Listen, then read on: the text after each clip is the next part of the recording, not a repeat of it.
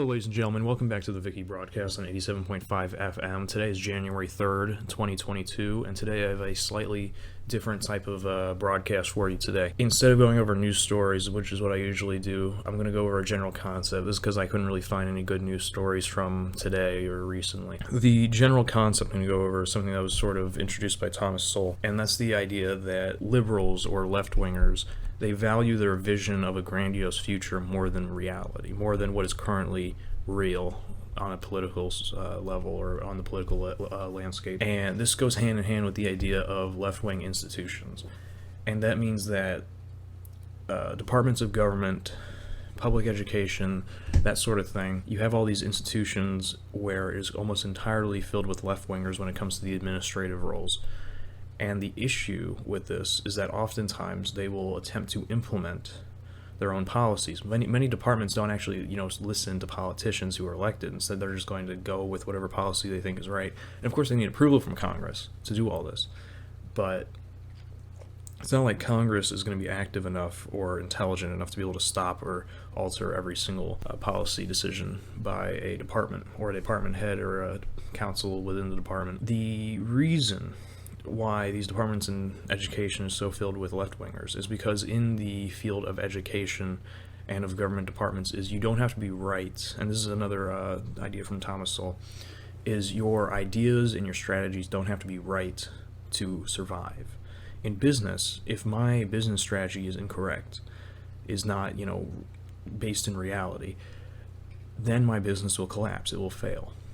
But if I'm in the government, well, actually, with bailouts, that might not be true of businesses anymore, but the idea is how a business should operate is that if my decision-making is not based in reality, and if my vision is not based in reality, then it will fail. But with government departments and with education, they can just do whatever they want, and really there's no consequence for them. They're not elected, they just work there. What do they care, right? It doesn't affect them if it fails. Because at the end of the day, when they implement education policies, they don't actually look, okay, well, did test scores increase? Are people more educated or less educated? Are people more or less efficient as workers? They don't look at that anymore. Instead, they just go from policy to policy, even if it doesn't work, and they'll just continuously have this weird left-wing decision-making in education. And I think a great example is getting rid of standardized testing, right? I don't love standardized testing. In fact, I'm not expert on education at all, right? But the fact that there's such a debate over getting rid of standardized testing is kind of ridiculous, because that's the only way that we've been measuring our students and comparing each educational model to each other, right? From private to public to different types of public education, to homeschooling, to online schooling, between states, between nations, as we use all of this standardized testing. So if we did get rid of standardized testing, that would pretty much make it impossible to gauge what the left-wing ideologues in education are doing. And instead they can pretty much do whatever they want, and no one would know if it's being successful or not, unless they're looking at the society as a whole. But a more important thing to consider from this, left-wing institutional power, and I hate to use the phrase institutional power, because I think you all know that's a very overused phrase by progressives. But I think the biggest issue is simply that it is allowing these ideas to be held, you could say, in the minds of people who actually get to make decisions in our government. Usually when a politician has some sort of left-wing belief, they get elected, okay, well, the people obviously wanted that, so whatever, right? It's democracy. I don't love democracy, but fine, whatever. But when it's people who weren't elected, when it's just people who work for the government, who are just making decisions, and they just work for the state or the federal government, then it becomes an issue, right? Then it becomes, people didn't even elect this person, and they get to make all these decisions about government policy. Especially when these, departments, if they run out of money, it's fine. They can just ask for more funding. If they fail, they can just get bailed out. And that's a general issue nowadays, is that, from individuals to corporations, everyone's just getting bailed out.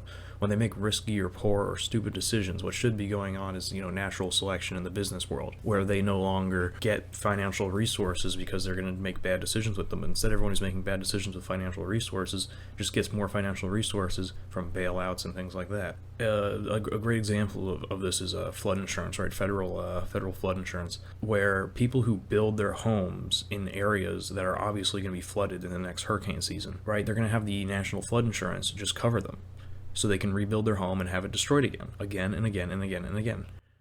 And they will pay no consequence simply because the federal government has taken on that risk. Right? Risk is never destroyed. Risk never goes away. It's just simply put off onto another person. And when risk goes around like this in a society as a whole, there's no more people to put risk upon, so you just put on, all the risk on the society and on the economy as a whole. It makes it harder and harder for incentives to be put in place for people to actually make good long-term financial decisions. But they won't. They won't make good long-term financial decisions, because if they make bad long-term financial decisions, they'll be covered for. The government will cover them. It'll be fine. But hey, if they're successful in their very risky decisions, then they'll be rich. So it's this weird place we are economically, where there's no more incentive or disincentive one way or the other when it comes to financial decisions. Of course, there is a little bit. There's a little bit of incentive and disincentive, but it mostly comes from insurance companies changing rates on people depending on their actions, which is no way to run a society or an economy, right? Having some sort of weird algorithm determine exactly what is going to happen to every person's insurance rate and whether or not they're going to be covered for certain things. Anyway, back to Thomas Sowell and his general ideas about the left wing. And these ideas are probably best expressed in his many books, which I do recommend. But on a somewhat actual sad note, you could say, is that Thomas Sowell he's still alive, right? It's going good for him. It's just that he's getting very old, and I'm very concerned about him. But he's still going strong.